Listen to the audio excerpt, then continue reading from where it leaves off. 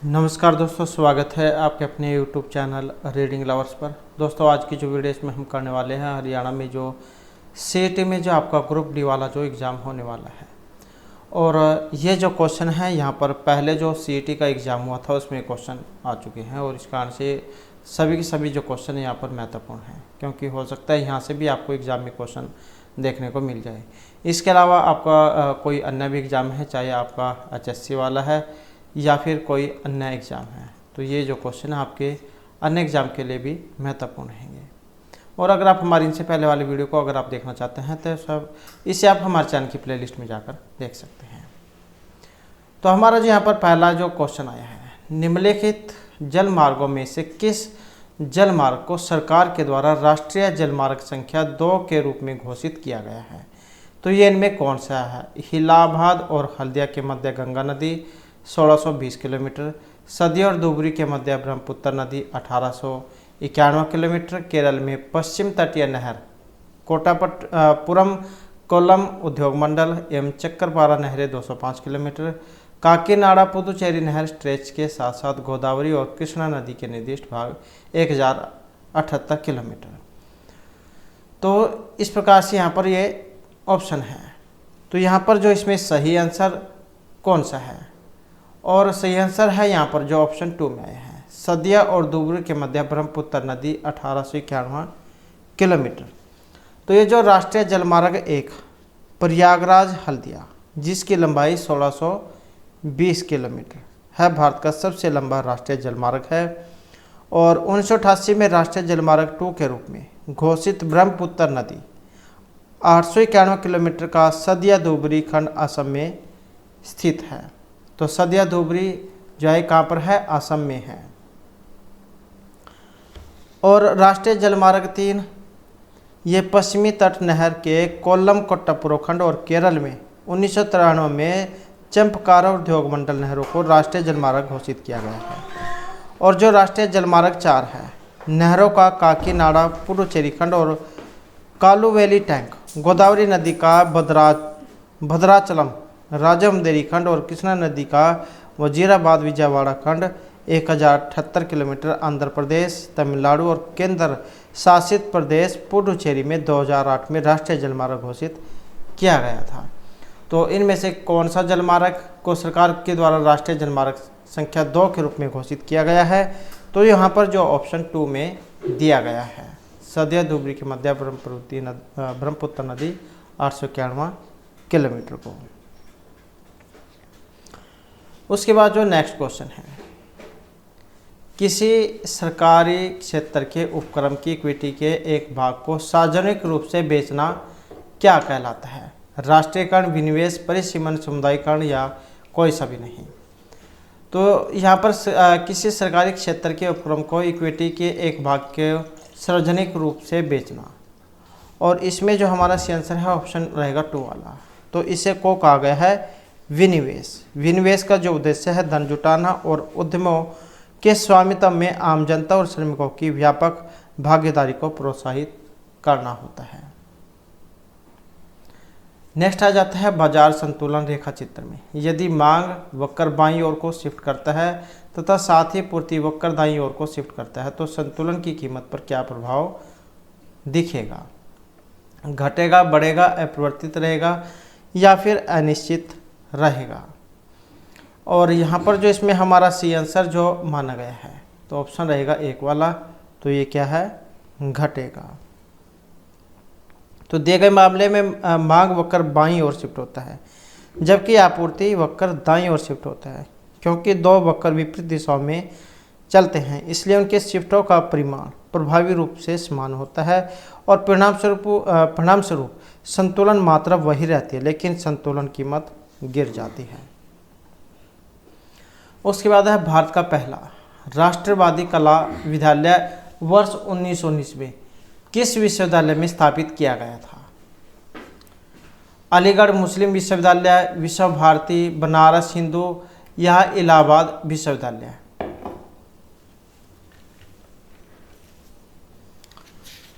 तो यहाँ पर इसमें देखें तो हमारा जो असली आंसर है ऑप्शन 2 वाला ये होगा, विश्व भारती विश्वविद्यालय। तो भारत का जो पहला राष्ट्रवादी कला विश्वविद्यालय कला भवन 1909 में स्थापित किया गया था और यह शांति निकेतन में रविंद्रनाथ टैगोर के द्वारा स्थापित विश्व भारती विश्वविद्यालय का हिस्सा था। नेक्स्ट है औपनिवेशिक भारत में अंग्रेजों के द्वारा तैयार की गई एक व्यवस्था। सहायक संधि की मुख्य विशेषताएं कौन सी थी? इसे लॉर्ड वेल्लेस्ली के द्वारा बनाया गया था। सहयोगी पक्ष के भू क्षेत्र में एक ब्रिटिश सैनिक टुकड़ी तैनात रहेगी। सहयोगी पक्ष किसी अन्य शासक के साथ कोई संधि नहीं कर सकेगा या ब्रिटिश सहयोगी पक्ष को केवल आंतरिक चुनौतियों से रक्षा करेगा। तो नीचे दिए गए कोड से सही विकल्प का चयन कीजिए। तो सही जो विकल्प है वो आपने यहाँ पर बताना है और सही विकल्प जो है यहाँ पर ऑप्शन 3 को माना गया, जिसमें ए, बी और सी ये आ जाते हैं। तो ए, बी और सी को यहाँ पर इसमें माना गया है। भारत में सहायक गठबंधन की योजना लॉर्ड वेल्लेस्ली के द्वारा बनाई गई थी, लेकिन यह शब्द फ्रांसीसी गवर्नर डुप्लेस जो है उनके द्वारा पेश किया गया था। और सहायक गठबंधन की प्रणाली के अनुसार भारतीय शासकों को अपनी स्वतंत्र सशस्त्र सेना रखने की अनुमति नहीं थी। ब्रिटिश किसी भी विदेशी हमले या आंतरिक विद्रोह के खिलाफ भारतीय राज्य की रक्षा करने का वचन देते थे और अंग्रेजों ने भारतीय राज्य के अतिरिक्त मामलों में हस्तक्षेप न करने का वादा किया था, लेकिन इसे शायद ही कभी बार में लाया था और भारतीय राज्य किसी अन्य विदेशी शक्ति के साथ कोई गठबंधन नहीं कर सकते थे। उसके बाद आ जाता है इनमें से कौन सा देश साथ आकर संघ बनाने के उदाहरण हैं?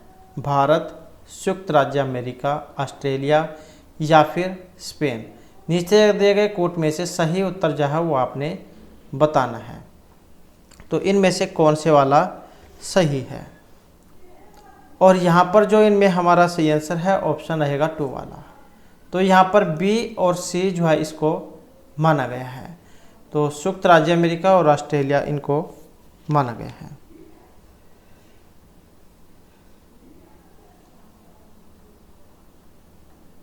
उसके बाद है भारत के संविधान में संशोधन करने के संबंध में निम्नलिखित में से कौन सा कथन सही है? तो भारत का जो संविधान है इसमें संशोधन करने के संबंध में संसद को भाग 3 को छोड़कर संविधान के किसी भी भाग को संशोधित करने की शक्ति है। संविधान संशोधन विधेयक केवल लोकसभा में ही पेश किया जा सकता है। संविधान संशोधन विधेयक को पारित किए जाने के बाद राष्ट्रपति की अनुमति की आवश्यकता होती है। या नीचे दिए गए कोड से सही विकल्प का चयन कीजिए। तो सही जो विकल्प है वो आपने यहाँ पर बताना है और यहाँ पर जो इसमें हमारा सही जो विकल्प है ऑप्शन रहेगा 3 वाला। तो यहाँ पर केवल जो सी है इसी को ही माना गया है। संविधान संशोधन विधेयक को पारित किए जाने के बाद राष्ट्रपति की अनुमति की आवश्यकता होती है। तो ये जो अनुच्छेद है 368, इसके तहत संसद मौलिक अधिकार भाग 3 सहित संविधान के किसी भी भाग में संशोधन कर सकती है, लेकिन संविधान के मूल ढांचे को प्रभावित किए बिना। इसलिए कथन जो है यहाँ पर ए गलत हो जाता है। तो संविधान में संशोधन केवल संसद के किसी भी सदन में इस उद्देश्य के लिए एक विधेयक पेश करके शुरू किया जा सकता है, न कि राज्य विधानसभा में। तो इसी कारण से यहाँ पर बी भी गलत है। और राष्ट्रपति को विधेयक पर अपनी स्वीकृति देनी चाहिए। वह न तो विधेयक पर अपनी सहमति रोक सकता है और न ही विधेयक को पुनः विचार के लिए संसद को लौटा सकता है। इसलिए कथन यहाँ पर सी ये सही है। उसके बाद आ जाता है ओलंपिक में भारत ने वर्ष 1900 से लेकर 2020 तक किस स्पर्धा में सबसे अधिक पदक जीते हैं? कौन से स्वर्ण पदक? निशानेबाजी, हॉकी, कुश्ती, मुक्केबाजी या इनमें से कोई सा भी नहीं। तो ओलंपिक में भारत ने वर्ष 1900 से लेकर 2020 तक और इसमें रहेगा ऑप्शन 2। तो यह है हॉकी में। तो भारत ने ओलंपिक में कुल 10 स्वर्ण पदक जीते हैं।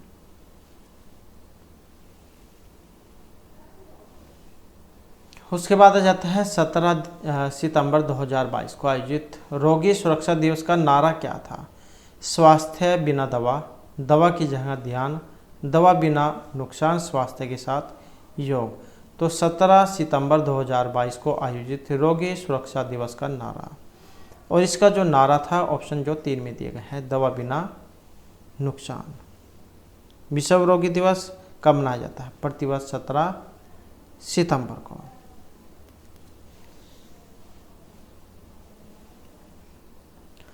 उसके बाद आ जाता है निम्नलिखित में से किस प्लास्टिक का प्रयोग बिजली के स्विच बनाने के लिए किया जाता है? पॉलीथीन, पीवीसी, टेफ्लॉन, बेकलाइट या इनमें से कोई सा भी नहीं। तो किस प्लास्टिक का प्रयोग बिजली के स्विच बनाने के लिए किया जाता है? और इसमें जो रहेगा ऑप्शन है 3 वाला, तो ये है बेकलाइट का। बेकलाइट जो होती है कि ये थर्मोसेटिंग प्लास्टिक है, यह ऊष्मा और विद्युत का कुचालक है, इसलिए इसका उपयोग बिजली के स्विचिंग और प्लग बनाने के लिए किया जाता है। उसके बाद है उस पौधे समूह का क्या नाम है जिसके पौधे नगन बीजी होते हैं और वह बहुवर्षीय, सदाबहार और काष्ठीय होते हैं?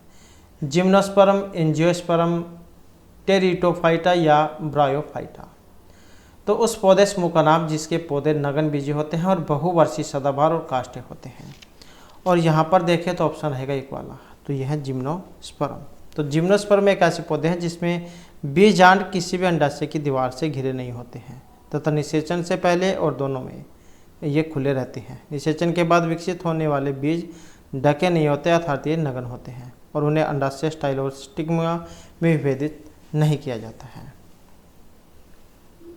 उसके बाद आ जाता है इनका सही क्रम आपने बताना था। तो इसमें जो यहाँ पर सही क्रम कौन सा है, और सही क्रम जो है यहाँ पर ऑप्शन 3 को माना गया है, एक्सा, पीटा, टेरा, गीगाबाइट। तो ये सबसे बड़ी, ये उससे छोटी, उससे छोटी और उससे छोटी। तो ये गीगाबाइट यहाँ पर जीबी में है। ये टेराबाइट हो गई, ये पीबी है, पीटाबाइट, ये एक्साबाइट है। उसके बाद है गूगल, बिंग तथा याहू इनमें से किसके उदाहरण हैं? Search engine, mobile application, software, firewall या किसी के भी नहीं। तो यहाँ पर इसमें जो माना गया है ऑप्शन 1, तो ये सर्च इंजन के हैं। उसके बाद है कौन सा कथन यूनिफॉर्म सोर्स आइडेंटिफायर के बारे में सही है? और इनमें जो यहाँ पर जो माना गया है ऑप्शन जो है यहाँ पर इसमें रहेगा 2 वाला। तो ये वेब पर उपलब्ध प्रत्येक संसाधन के लिए एक यूनिक एड्रेस अथवा पथ है।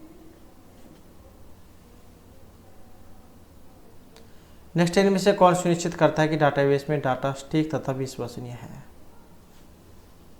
और इसमें जो करेगा, जो ऑप्शन यहाँ पर 2 में आए हैं, डाटाबेस कंस्टेंट। नेक्स्ट जिस प्रकार ये जो शब्द दिया गया है इसका संबंध इस शब्द से उसी प्रकार शार्प का संबंध बताना है।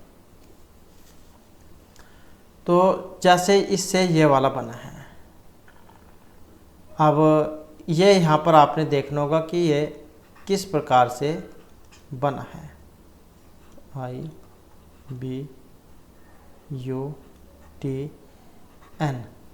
अगर अब हम यहाँ पर देखें, पहले तो इनको हम आधा आधा कर लेते हैं।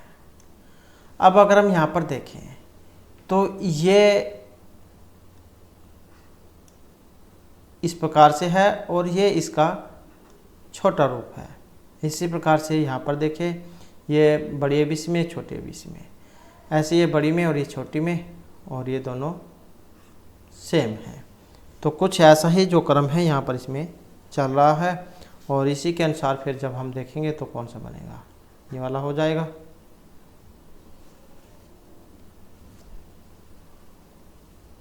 नेक्स्ट आ जाता है यहाँ पर जिस प्रकार ये जो एंजल्स दिया गया है इसका संबंध इससे है, तो उसी प्रकार इस स्क्वायर जो है इसका संबंध आपने बताना है ये किस प्रकार से बना है।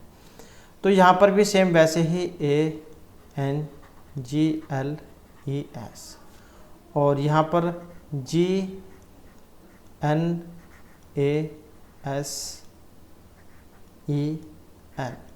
तो यहाँ पर भी 3 और 3 जो है इनका यहाँ पर जोड़ा है। तो यहाँ पर भी अगर अब हम इनको देखें तो कौन सा क्रम आपको अब यहाँ पर दिखाई दे रहा है? ये सेम है, ये सेम है, तो यही वाला जो क्रम है यहाँ पर चल रहा है। तो सेम जो है यहाँ पर आपने फार्मूला जो क्रम है चलाना है। तो इसके अनुसार फिर ऑप्शन बनेगा ए वाला। आप इसको इस प्रकार से बनाकर देख सकते हैं। नेक्स्ट है निम्नलिखित में से भिन्न पद बताइए। जैसे सभा भवन का संबंध कुर्सी से है, पंखुड़ी का फूल से है, उंगली का हाथ से है, ईंट का दीवार से है। तो इनमें से एक अलग है। अब ये अलग कौन से वाला है? और यहाँ पर इसमें अलग देखें तो ऑप्शन 1 वाला माना गया है। सभवन का संबंध कुर्सी से है, पंखुड़ी फूल की होती है, उंगली हाथ में होती है, ईंट दीवार में होती है। तो यही जो इसका गलत है।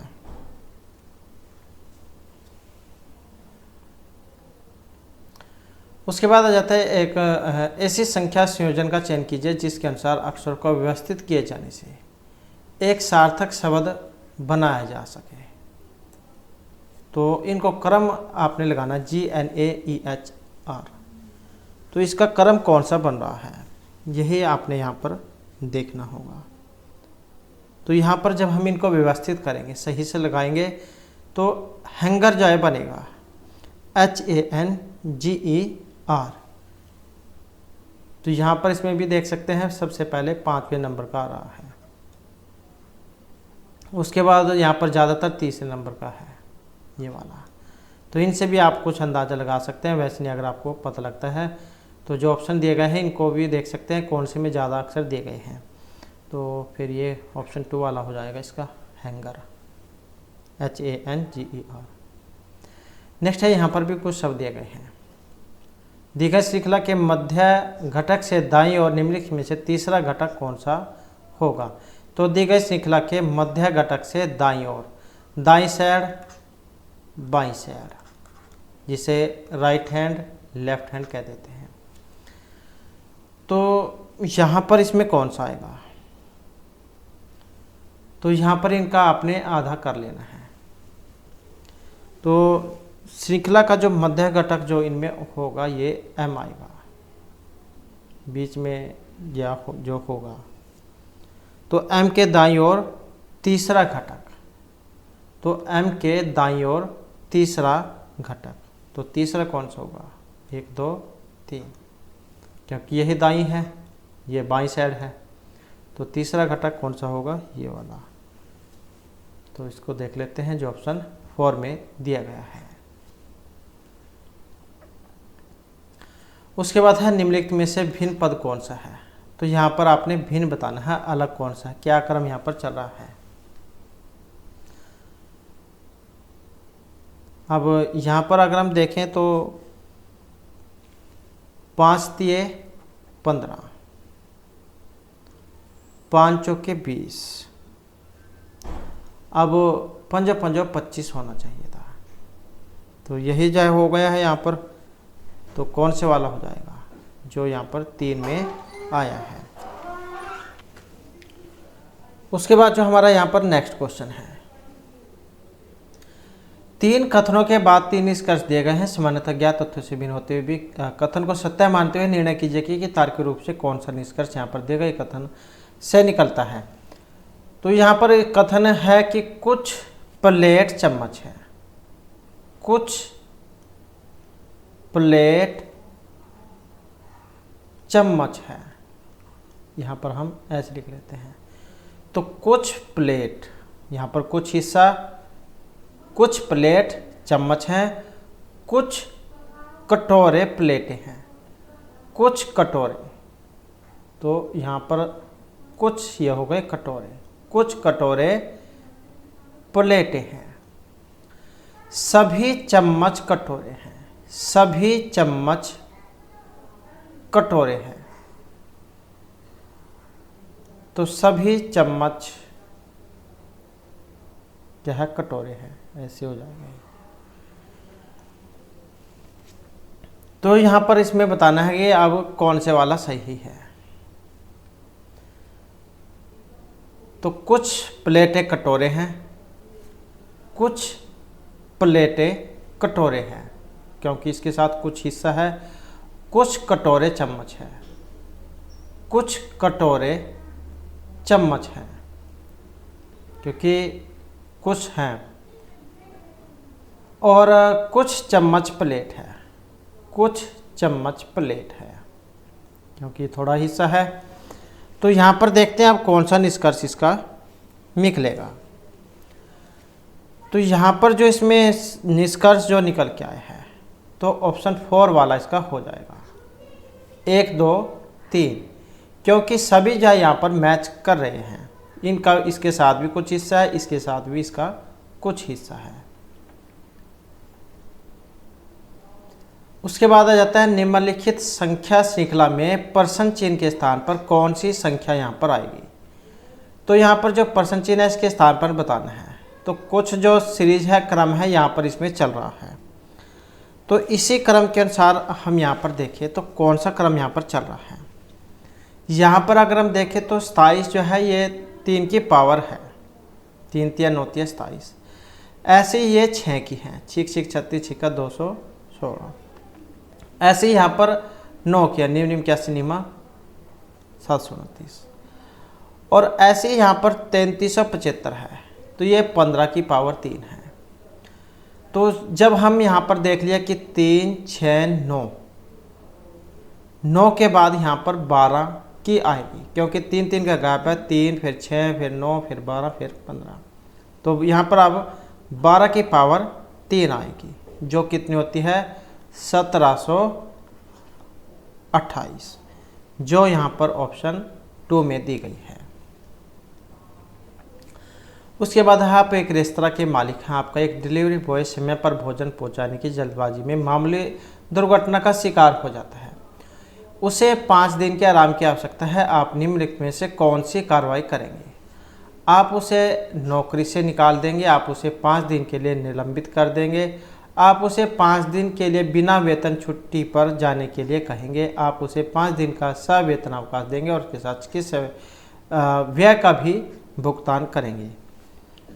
तो यहाँ पर इसमें देखें तो जो ऑप्शन 4 ही माना गया है, चाहे बेशक यहाँ पर वास्तविकता में ना होता हो, लेकिन जो बुक के अनुसार है आपने इसका आंसर देना होगा। वास्तविकता बेशक इससे अलग है।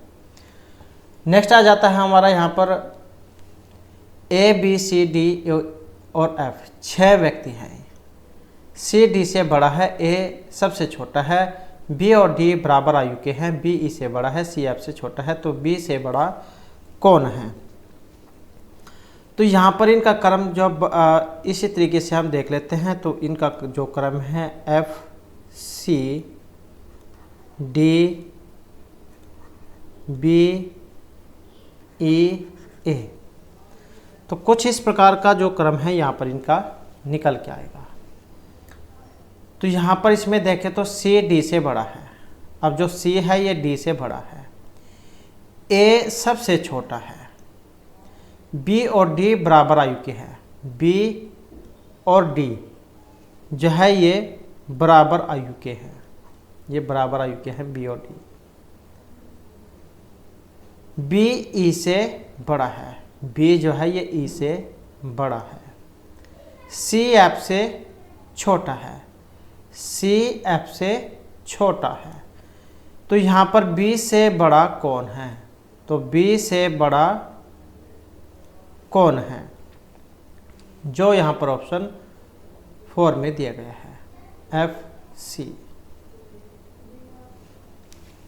क्योंकि ये तो दोनों बराबर हैं। उसके बाद है निम्नलिखित संख्यात्मक श्रृंखला में x के स्थान पर कौन सी संख्या आएगी। तो जो x है इसके स्थान पर बतानी है यहाँ पर। अब इनका भी जो क्रम है यहाँ पर कुछ चल रहा है। यहाँ पर इसमें देखें तो इसका 1 की पावर 3 है, मतलब 1 की पावर 3 -1 बराबर 1 -1 0। ऐसे ही यहाँ पर 7 की है, 7 की अगर हम देखें तो 2 की पावर 3, तो -1 कम करना है, 2 तिया 2 दूनी 4 दूनी 8, 8 में से 1 गया 7। ऐसे ही यहाँ पर 3 की है, 3 की पावर 3 -1 करना है अपने, तो कितना होता है 3 3 9 27 में से गया कितना आएगा 26 आएगा। ऐसे ही है यहाँ पर जो 125 है, 125 को देखें तो ये क्या है, कितने का है, ये 5 का है, -1 करना है, 5 5 25 पंजे 125 में से 1 कम करना है, कितना हो जाएगा 124 हो जाएगा। ऐसे ही यहाँ पर 215 है, ये कितने का होता है 6 का है, तो ये 6 की 3 आपने -1 करना है। तो 6 6 36 का 216, 216 में से 1 गया और ये हो गया 215। तो यहाँ पर देखें तो 1 2 3 5 6, तो बच गया कौन सा, यहाँ पर 4 बच गया। अब 4 का देखना है, 4 चौके 16 चौके 64, 6 की पावर 3 मतलब 4 की, तो 4 चौके 16 चौके 64, तो यहाँ पर क्या है 64 में से 1 आपने कम करना है, तो ये 63 बनेगा यहाँ पर। तो 63 देख सकते हैं जो ऑप्शन 4 में दिया गया है। तो ये वाला क्रम यहाँ पर इसमें आया है। उसके बाद है नीचे दिए गए शब्द के वर्णों का प्रयोग करके बनाए जा सकने वाले शब्द को ज्ञात कीजिए। तो ये शब्द यहाँ पर इसमें दिया गया है। अब इसमें से वो अक्षर आपने देखना है जो इसमें नहीं है। तो वर्णों का प्रयोग करके बनाए जा सकने वाले शब्द को ज्ञात कीजिए, जो मतलब इसमें से बनाया जा सकता है। अब इनमें से एक बनाया जा सकता है। अब ये कौन से वाला है जो इसके साथ जितने भी वर्ड दिए गए हैं सारे मैच करते हों। और इसमें देखें तो ऑप्शन जो है 4 को माना गया है, तो इसी के सारे वर्ड इसमें मैच करते हैं। उसके बाद जो हमारा यहाँ पर नेक्स्ट आ जाता है, अजय के जन्मदिन के अवसर पर 100 बच्चों में बराबर मात्रा में चॉकलेट वितरित किए जाने थे, वह केवल 70 बच्चों में चॉकलेट वितरित कर सका ताकि प्रत्येक बच्चे को 3 चॉकलेट अतिरिक्त मिल सके। तो वितरण के लिए कुल कितने चॉकलेट उपलब्ध थे। तो यहाँ पर इसमें देखें तो कितने थे, और इनकी जो संख्या ऑप्शन रहेगा 1, तो ये थी 700। उसके बाद है यदि किसी कोड भाषा में ये कुछ यहाँ पर दिए गए हैं, इनको हम लिखें, तो आपने एंड का बताना है, एंड को किस प्रकार से लिखा जाएगा। तो यहाँ पर अगर हम देखें ओवर एंड अबो को हम इस प्रकार से लिख सकते हैं, ओल्ड एंड ब्यूटीफुल को ऐसे लिख सकते हैं। तो एंड का बताना है। अब यहाँ पर देख सकते हैं इस पहले वाली लाइन में ये जो पहले वाली है और ये दूसरे वाली है, इसमें कौन से मैच कर रहे हैं, ओवर एंड अबो। तो यहाँ पर देखें तो ओल्ड ब्यूटीफुल है, ओवर एंड अबो को PATA है, और यहाँ पर ओल्ड और ब्यूटीफुल को SANAPA लिखा जाता है। तो एंड को कैसे लिखा जाएगा, तो यहाँ पर इसमें देखें तो एंड को कैसे लिखा जाएगा। ओवर का अगर हम DA लगाएं, एंड का तो कौन सा बनेगा, एंड का बनेगा PA, और अबोव का TA।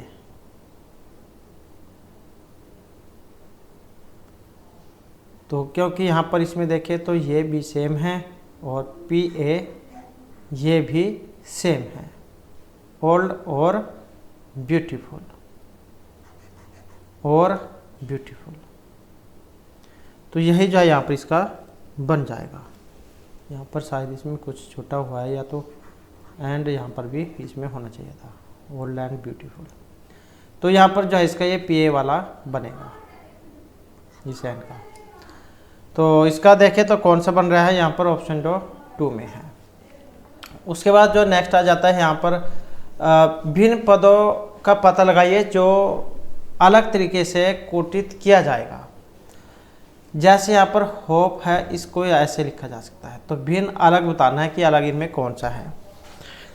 यहाँ पर इसमें देखें तो कौन से वाला है जो ऑप्शन 3 में है।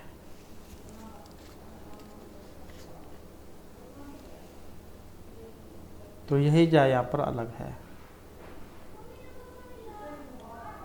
इसको ऐसे भी आप देख सकते हैं HOPE। तो यहाँ पर क्या है EHPO।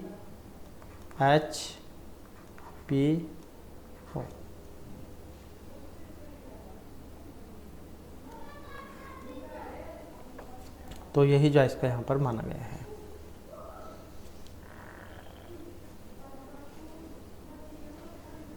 इनका आप वैसे भी लगा सकते हैं, पता वैसे लगता है तो ऐसे लिख कर 1 2 3 4, फिर यहाँ पर देख सकते हैं ये 4 है, H 1 है और P कितना 3 है और 2 है। तो इस प्रकार से भी संख्या लिखकर आप इनको मैच कर सकते हैं। उसके बाद है निम्न गुणनफल बताना है। 24 का निकटतम मान यहाँ पर कितना है। इसका जो यहाँ पर मान माना गया है ऑप्शन 1 वाला हो जाएगा इसका 1/8। उसके बाद है यदि x एक 3 अंकीय संख्या और y x के अंकों को किसी भी क्रम में बदल कर बनने वाली संख्या हो तो x सदैव विभाजित होगी। और इसमें देखें तो इसमें रहेगा ऑप्शन 3 वाला, तो ये होगी 9 से। उसके बाद है दो संख्याओं का योगफल है 45 और उनका अंतर योगफल का 9वां भाग है, तो एलसीएम यहाँ पर होगा। तो इनका जो निकल के आएगा यहाँ पर एलसीएम, तो ये 100 रहेगा जो ऑप्शन 1 में दिया गया है। उसके बाद जो हमारा नेक्स्ट है 3 विभिन्न ट्रैफिक लाइट जो 3 विभिन्न सिग्नल बिंदुओं पर लगी है, क्रमशः 45, 75 और 90 सेकंड के बाद बदल रही है। यदि वह तीनों एक साथ 7, 20, 15 घंटे पर बदलती है तो अगली बार यह कितने बजे एक साथ बदलेगी। तो यहाँ पर 3 जो है अगली बार ये कितने बजे एक साथ बदलेंगी। तो इस प्रकार का जो क्वेश्चन होता है, आपने जैसे 45, 75, 90 दिया गया है, इनका आपने एलसीएम ले लेना है, 45 का, 75 का और 90 का। तो जब हम इनका एलसीएम लेंगे तो ये निकल के आएगा 450, 450 सेकेंड। उसके बाद 450 सेकेंड बराबर हो जाएगा 60 गुणा में 7 और प्लस में 30, तो ये आएगा 7 मिनट और 30 सेकेंड। तो अभीष्ट समय जब तीनों एक साथ बदलेगी तो 7 घंटे और 20 मिनट, 7 घंटे 20 मिनट और 15 सेकेंड, प्लस में 7 मिनट और 30 सेकेंड, तो ये 7, 27 और 45 घंटे आएगा।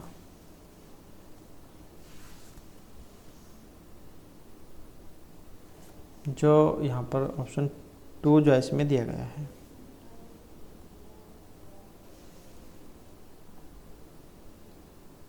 उसके बाद यदि ए बी की आय से 10% अधिक है, बी की आय सी की आय से 20% कम है, तो ए बी और सी की आय में अनुपात कितना है। तो यहाँ पर इसमें कितना अनुपात है, इसमें रहेगा ऑप्शन 2 वाला, तो 22, 20 और 25 का। इसमें जो सी की जो आय है ये होगी बी की आय और गुणा में 100 और बटे में 100 माइनस 20। तो फिर इनका जो है बी सी की आय का जो अनुपात निकल के आएगा ये 110, 100 और 125 ये निकल के आएगा, जो 22, 20 और 25 होता है। नेक्स्ट है श्री एक्स के पास कुछ धनराशि है, वह इस धनराशि को 5 मजदूरों में इस अनुपात में बांटता है, तो उसके पास कम से कम कितनी धनराशि होनी चाहिए जिससे प्रत्येक मजदूर को पूर्ण संख्या में रुपये प्राप्त हों। तो यहाँ पर भी सेम वही कंडीशन है, 2, 3, 4, 5, 7 जो इनको आपने एलसीएम कर लेना है। इनका जो एलसीएम है ये 420 निकल के आएगा, जो किस में दिया गया ऑप्शन 2 में। नेक्स्ट आ जाता है 3 धनात्मक संख्याएं हैं, इन तीनों संख्याओं के औसत का 1/3 सबसे बड़ी संख्या से 8 कम है, सबसे छोटी संख्या और दूसरी सबसे छोटी संख्या का औसत 8 है, सबसे बड़ी संख्या कौन सी है। तो यहाँ पर जो इनमें सबसे जो बड़ी संख्या जो है ऑप्शन 3 वाली मानी गई है, तो ये 11 है। उसके बाद आ जाता है यहाँ पर इसका बराबर बताना है कौन सा है, तो इसका रहेगा यहाँ पर ऑप्शन 2 वाला 7, 9।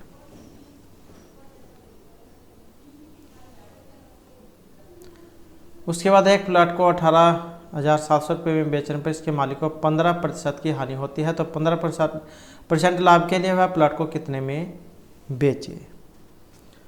तो यहाँ पर जो है इसमें माना गया है ऑप्शन 3 को, तो तो 25,300 रुपये यहाँ पर इसमें माना गया है।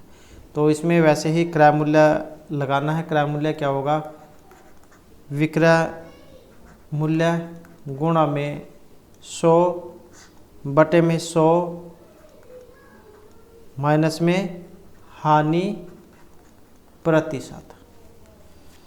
तो यहाँ पर इसमें कितनी है, 18,700 है।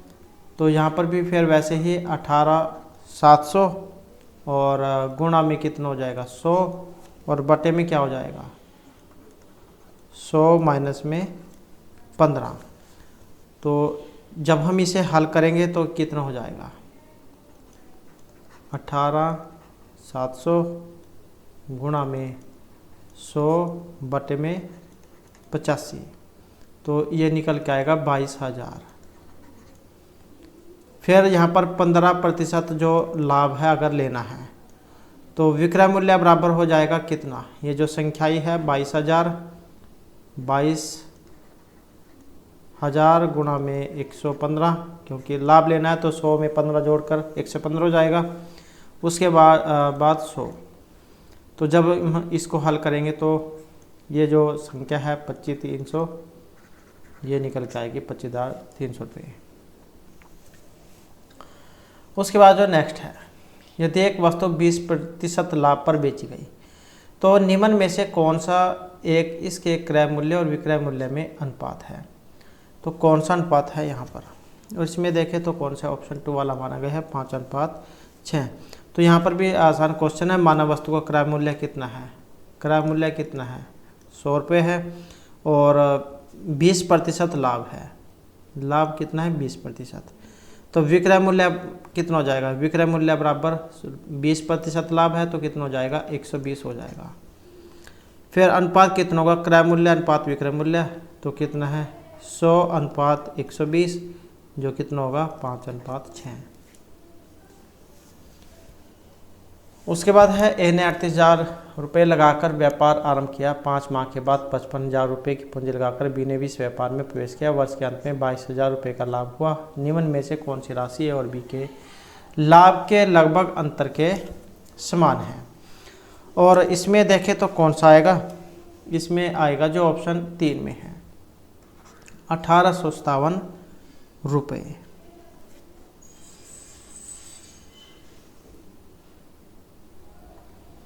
उसके बाद है 14 मीटर त्रिज्या तथा 3.5 मीटर ऊंचाई की एक ठोस बेलन का मूल्य जिसमें इसमें प्रयुक्त धातु का मूल्य 50 रुपये प्रति घन मीटर है। तो ये कितना होगा, तो ये होगा जो ऑप्शन 2 में आया है 107,800 रुपये। तो इसमें आपने ठोस बेलन का जो आयतन है वो लगाना है πr⁴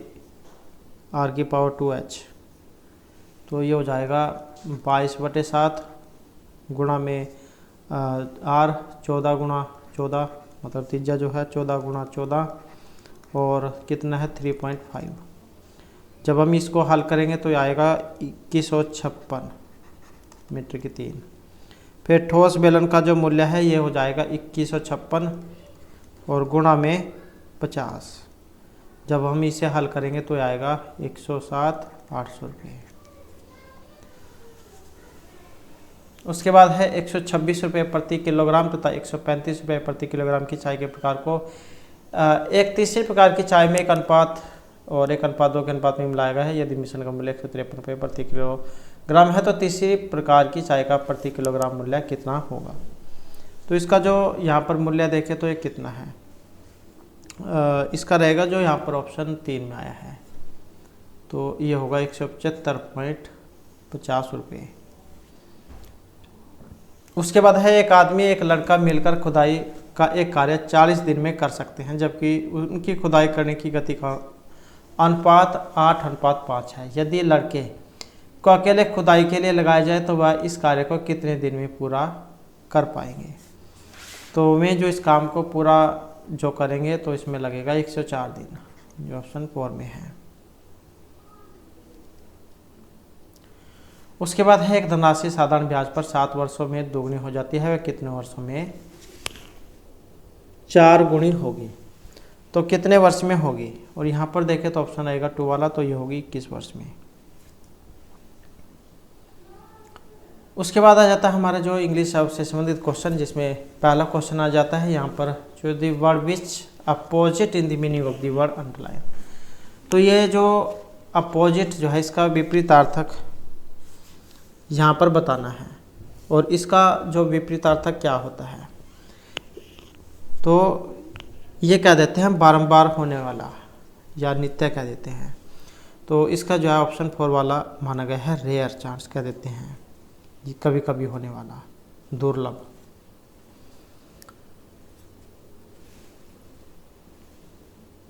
और जो ऑप्शन 1 में है इसको कह देते हैं विलुप्त, और जो अनयूजुअल जो है इसको कह देते हैं गैर मामूली, और फ्यू का मतलब थोड़ा होता है, कुछ थोड़ा। उसके बाद आ जाते हैं यहाँ पर इसका अपोजिट बताना है, यहाँ पर इसका भी अपोजिट ही बताना है, सिलेंडर का मतलब क्या होता है। ये कह देते हैं पतला को, सुडोल या दुबला जो होता है। तो यहाँ पर इसका जो बनेगा ऑप्शन 3 वाला होगा। स्टोर कह देते हैं मजबूत को, मोटा, स्थूलकाय, मोटा। और जो ऑप्शन 2 में है फिर इसको कह देते हैं दुर्बल, और स्लिम जो है ये कह देते हैं दुबले पतले व्यक्ति को। तो इसका स्टोर जो है ये होगा मजबूत। उसके बाद आ जाते हैं choose the alternative which best express the meaning of the underline item phrase. Her speech is always full of टाल स्टोरीज। तो इसका बताना है यहाँ पर इसे लॉन्ग टेल्स, हीरोइक स्टोरीज। तो इसका सही आंसर कौन सा है, और इसका जो यहाँ पर रहेगा जो ऑप्शन 3 में आया है, तो ये कह देते हैं अविश्वसनीय कहानी को, यह बहुत ही अतिरंजित जो कहानी होती है। उसके बाद है in the following question out of the 4 alternative to the one which can be substitute for the given sentence. तो an apartment building in which is apartment is own separately by the people living in it but also containing share area.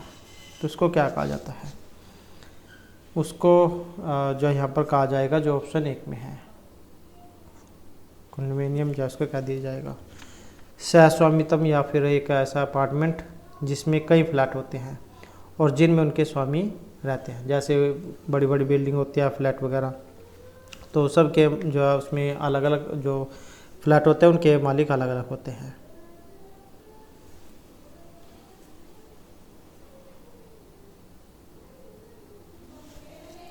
उसके बाद है pick out the correct spot. यहाँ पर जो सही word है वो आपने बताना है, और यहाँ पर जो इसमें सही है जो ऑप्शन 2 में दिया गया है, इसको कह देते हैं क्रूर जो होता है, बेरहम, रूथलेस।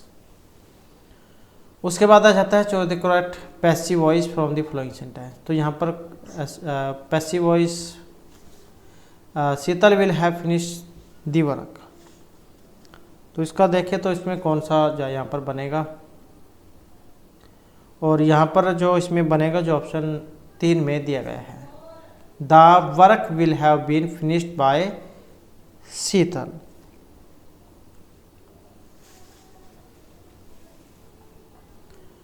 नेक्स्ट आ जाता है rearrange the flowing parts of a sentence level as peak average to make meaningful sentence.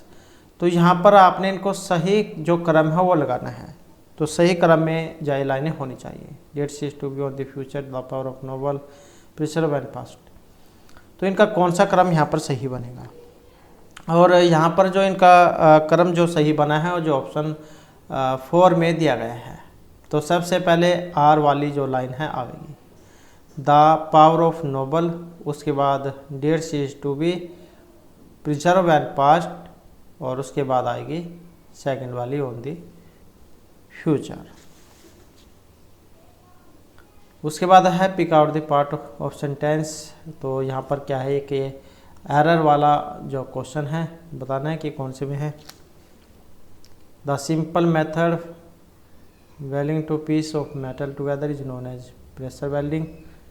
तो कौन से वाला है यहाँ पर, तो इसमें देखें तो जो ऑप्शन है ए वाला, एक जो है इसी को इसमें माना गया है। तो एक में कौन सा है, ए आ जाता है। तो इसको देख लेते हैं यहाँ पर, इसमें जो दिया गया है ए।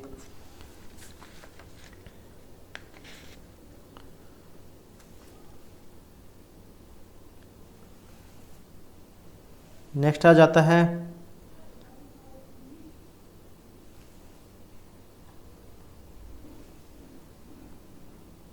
सॉरी, इसमें जो है यहाँ पर ऑप्शन जो है यहाँ पर इसमें कोई नहीं आएगा, क्योंकि इसमें जो है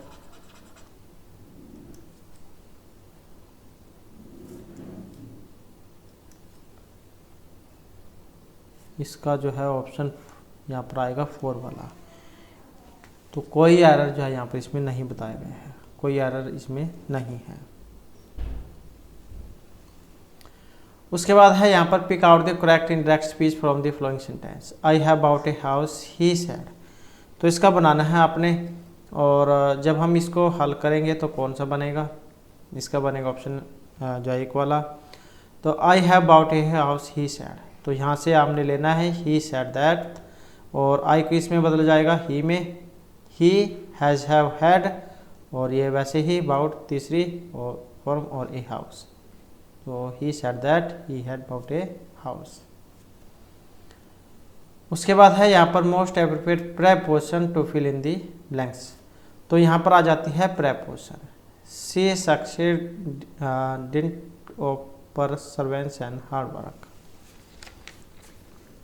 तो इसमें जो हमारा यहाँ पर बनेगा बाय, टू, फ्रॉम, फॉर, तो ऑप्शन रहेगा 3 वाला। She succeeded by dint of perseverance and hard work.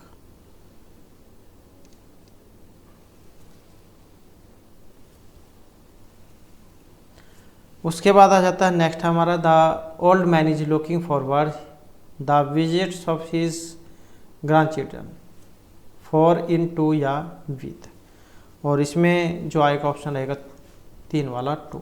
The old man is looking forward to the visit of his grand children.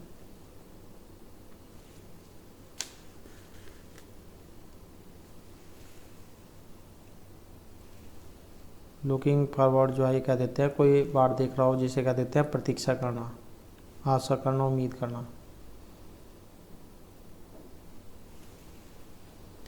Next आ जाता है fill in the blanks with the preposition appropriate option of given below. The battle of Waterloo was one of Eton. तो इसमें बताना है यहाँ पर कौन सा आएगा, और इसमें देखें तो कौन सी जो है प्रेपोजिशन यहाँ पर इसमें आएगी। तो इसमें देखें तो जो है ऑप्शन 2 वाला यहाँ पर इसमें आएगा। On the paying fields the battle of Waterloo was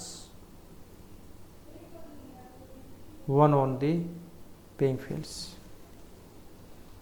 on का प्रयोग किसी सतह पर किसी चीज़ की स्थिति को बताने के लिए किया जाता है। उसके बाद है यहाँ पर तत्सम शब्द बताने हैं। लाख, काट, खेत या भ्राता। तत्सम होता है जो संस्कृत के होते हैं, संस्कृत की तरह ही लिखे पढ़े बोले जाते हैं। तो संस्कृत वाला ही बताना है यहाँ पर, और इसमें देखें तो ऑप्शन रहेगा 3 वाला। तो जो भ्राता है ये संस्कृत का है, इसको हिंदी में कह देते हैं भाई। और लाख जो दिया गया है इसको कह देते हैं संस्कृत में लक्ष। लक्ष मतलब लाख। ये काठ है, इसको काष्ठ कह देते हैं, लकड़ी जो होती है काष्ठ है। और खेत जो है इसको कह देते हैं संस्कृत में क्षेत्र। उसके बाद है घाट घाट का पानी पीना, जो लोकोक्ति है, इसका अर्थ यहाँ पर क्या है।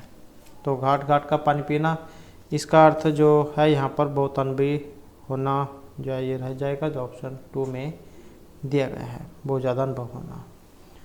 उसके बाद है वह कौन सा सर्वनाम शब्द है जो आदर्शवाचक है और निजवाचक भी है। मैं, हम, आप, वे। तो कौन सा सर्वनाम शब्द है जो आदर्शवाचक है और निजवाचक भी है, जो यहाँ पर ऑप्शन 3 में दिया गया है। कौन सा? आप।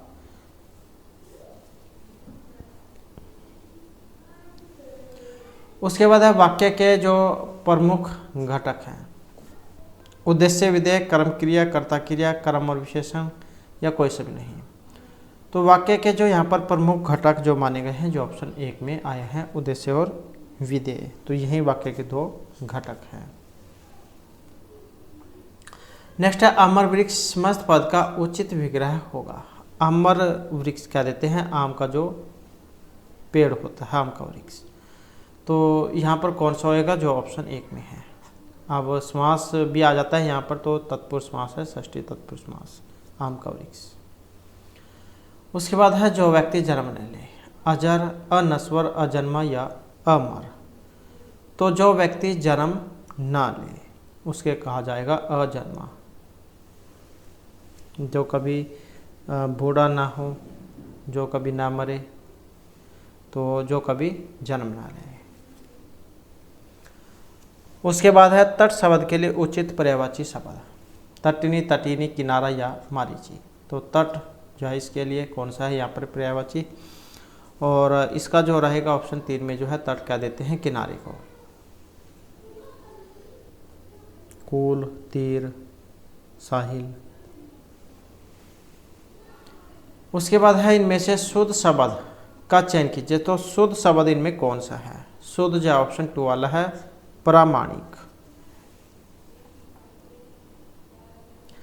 उसके बाद है दिए गए शब्द में उपसर्ग का उपयुक्त प्रयोग किया गया है। तो उपसर्ग का उपयुक्त प्रयोग बताना है कौन से में है। उपसर्ग क्या होते हैं? जो शब्द के शुरू में लगते हैं, प्रत्यय बाद में, उपसर्ग शुरू में। तो शुरू में कौन सा लगा है यहाँ पर देखते रहते हैं, सर, ताज, यहाँ त, न, बा। तो यहाँ पर देखें तो इन तीन में कोई उपसर्ग नहीं है, सिर्फ पहला वाला ही जो है इसमें सर लगा हुआ है, यही क्या है? उपसर्ग है, जो ऑप्शन 1 वाला हो जाएगा। उसके बाद है विहंग, विहंग, फिर चहक उठे ये पुंज पुंज। वाक्य में विहंग और पुंज की आवृत्ति में अलंकार है। विहंग और पुंज में विहंग, विहंग, फिर चहक उठे ये पुंज पुंज। और यहाँ पर देखें तो इसमें कौन सा ऑप्शन रहेगा? 3 वाला। तो विप्सा अलंकार यहाँ पर इसमें माना गया है। आदर, गड़बड़ाहट, आश्चर्य, घृणा, रोचकता। इनको दिखाने के लिए किसी शब्द को दोहराना ही विप्सा अलंकार है। आदर, गड़बड़ाहट, आश्चर्य, घृणा, रोचकता। तो इनको प्रदर्शित करने के लिए किसी शब्द को दोहराना ही विप्सा अलंकार है। उसके बाद है विराम चिन्हों की दृष्टि से सर्वाधिक शुद्ध वाक्य इनमें कौन सा है? खेत, बगीचा, घर, सब पर कुहासा छा रहा था, हे लड़के इधर आओ। तो यहाँ पर जो शुद्ध है वही आपने बताना है। और यहाँ पर इनमें जो शुद्ध है ऑप्शन 1 वाला, खेत, बगीचा, घर, सब पर कुहासा छा रहा था। उसके बाद है गायक शब्द में प्रयुक्त प्रत्यय है। तो जैसे कि हमने उपसर्ग पढ़ा था जो शुरू में लगते हैं, अब यहाँ पर प्रत्यय बताने हैं जो शब्द के बाद में लगते हैं। जैसे गायक है, इसकी पहचान आप ऐसे कर सकते हैं, इसको जब आप बोलकर देखोगे तो आपको इसमें किसकी आवाज़ सुनाई दी है? गायक। तो किसकी सुनाई दी है? अक की सुनाई दी है, गायक, अक। तो यही जो इसमें हो जाएगा बी वाला। लेखक, पालक, गायक, खटक, विचारक, अक। उसके बाद आ जाता है अयादी संधि का एक उदाहरण नहीं है। तो अयादी संधि का एक उदाहरण नहीं है श्रावण, उच्छ्वास, शयन या गवेषणा। अब इसमें एक उदाहरण नहीं है, कौन सा है? जो ऑप्शन 2 में आया है उच्छ्वास।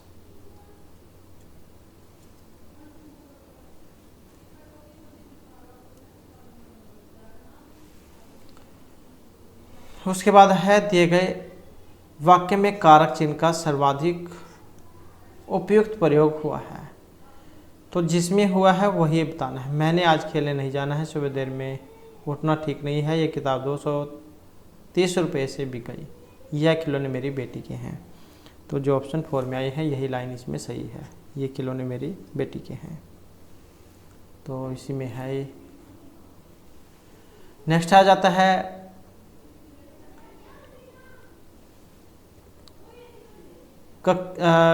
कक्ष के डैश बहुत गर्मी है। वाक्य रिक्त स्थान के लिए बाहर शब्द का सर्वाधिक उपयुक्त विलोम कौन सा होगा?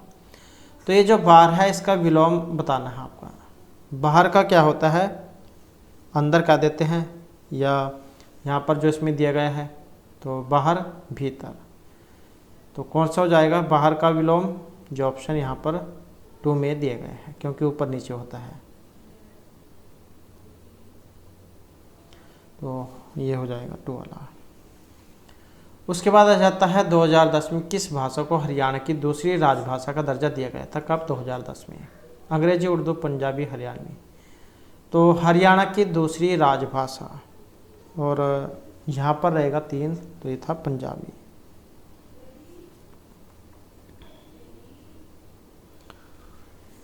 नेक्स्ट आ जाता है, निम्नलिखित में से हरियाणा के किस व्यक्तित्व को खेल के क्षेत्र में 2022 का पद्मश्री सम्मान प्रदान किया गया था?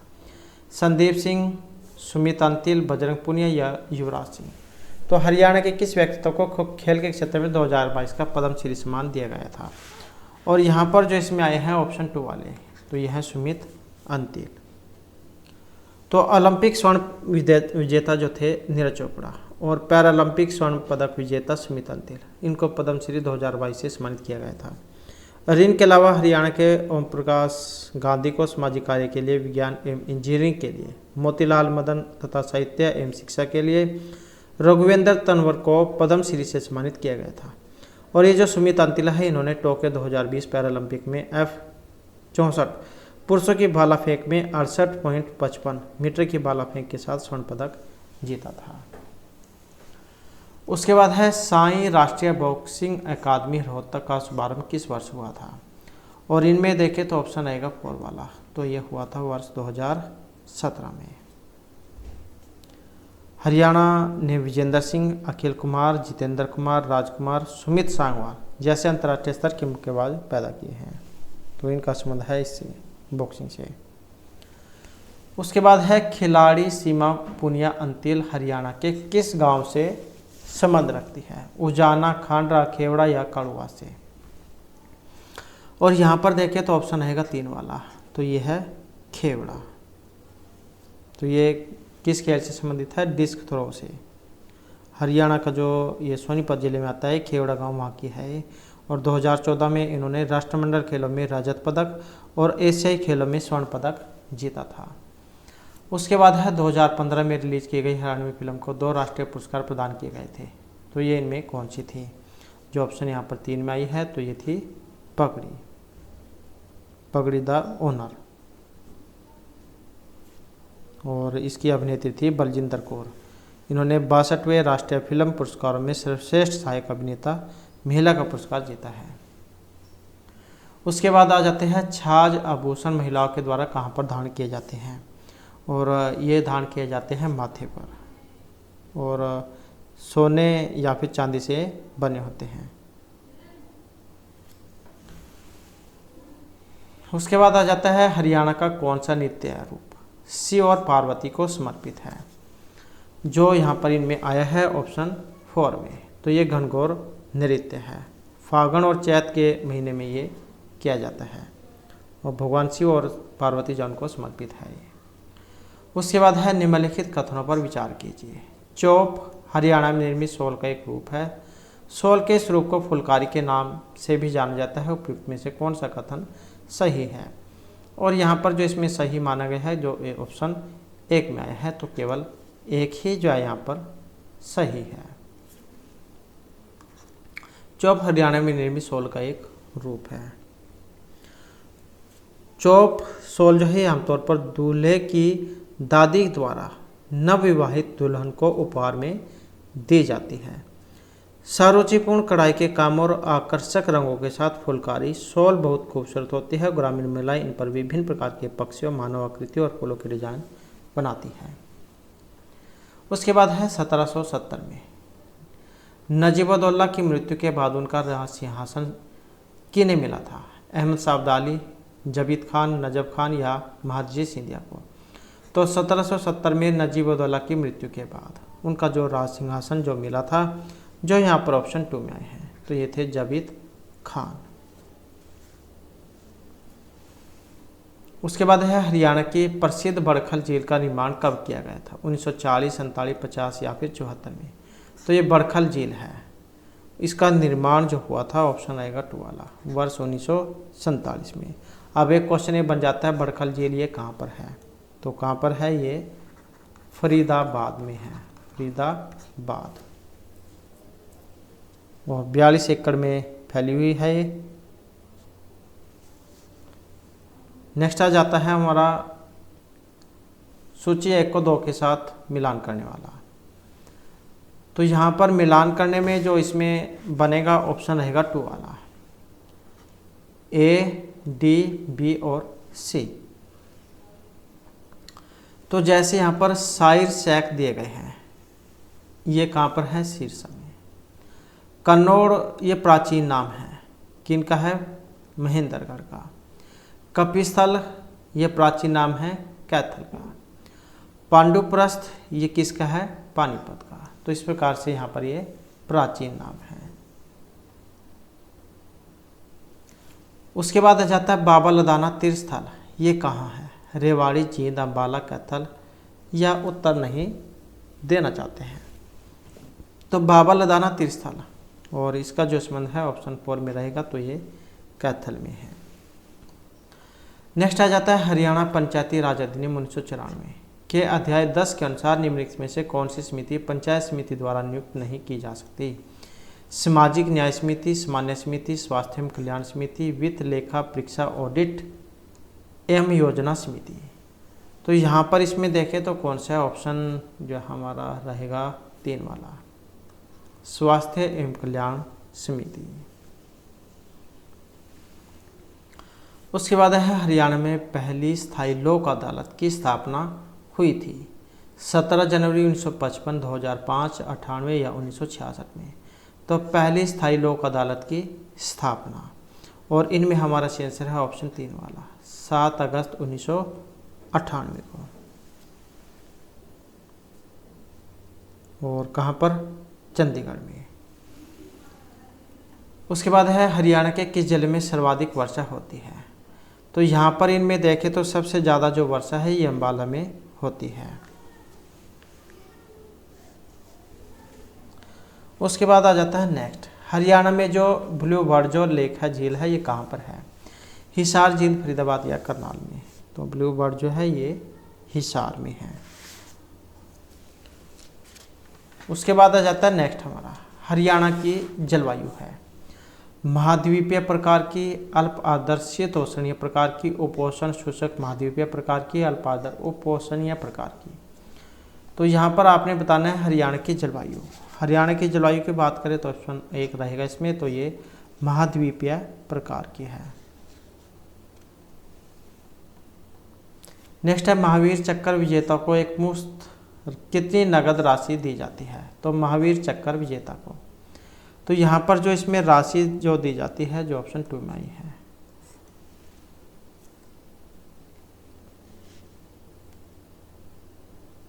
देश का जो ये सर्वोच्च जो सम्मान है परमवीर चक्र, इसके प्राप्तकर्ताओं को अब पहले दिए गए 31 लाख रुपए की बजाय 2 करोड़ रुपए की वित्तीय सहायता मिलती है। इसी तरह से वीरता पुरस्कार है, महावीर चक्र के प्राप्तकर्ता को 21 लाख रुपए की बजाय 1 करोड़ रुपए मिलते हैं। वीर चक्र प्राप्तकर्ताओं को पहले 15 लाख रुपए की बजाय 50 लाख रुपए, सेना पदक, नौसेना पदक, वायुसेना पदक, और जो वायुसेना अर्थात वीरता पदक प्राप्तकर्ताओं को अब 7.5 लाख रुपए की बजाय 21 लाख रुपए, और मेंशन इन डिस्पैच प्राप्तकर्ताओं को पहले 5.5 लाख रुपए की बजाय अब 10 लाख रुपए मिलते हैं। नेक्स्ट आ जाता है, तो यहाँ पर ये 1 करोड़ रुपए जो है ये दिए जाते हैं। उसके बाद है हरियाणा का राज्य पक्षी है, तो राज्य पक्षी कौन सा है? जो ऑप्शन 4 में आया है, काला तीतर।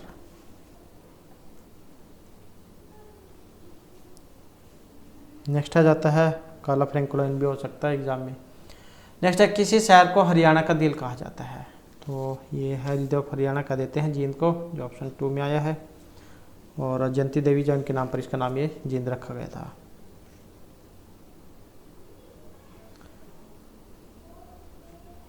और जींद का जो किला है ये सिद्धू जाट जो शासक थे महाराजा गजपत सिंह ने 1776 में बनाया था।